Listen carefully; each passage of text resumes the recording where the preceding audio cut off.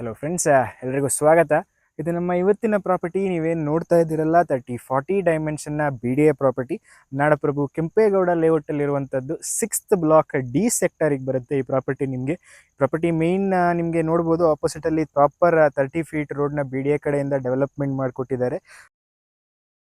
ಈ ಪ್ರಾಪರ್ಟಿಯ back side ನಿಮಗೆ ತೋಟ ಏನು ಕಾಣಿಸ್ತಿದೆಯಲ್ಲ, ಆ ತೋಟ ನಿಮಗೆ BDA ಕಾಂಪ್ಲೆಕ್ಸ್ಗೆ ರಿಜಿಸ್ಟರ್ ಆಗಿರುವಂಥದ್ದು. ಹಾಗೆ ಈ ಸೈಟ್ ನಿಮಗೆ ಸೌತ್ ಫೇಸಿಂಗ್ ಆಗಿರುತ್ತೆ.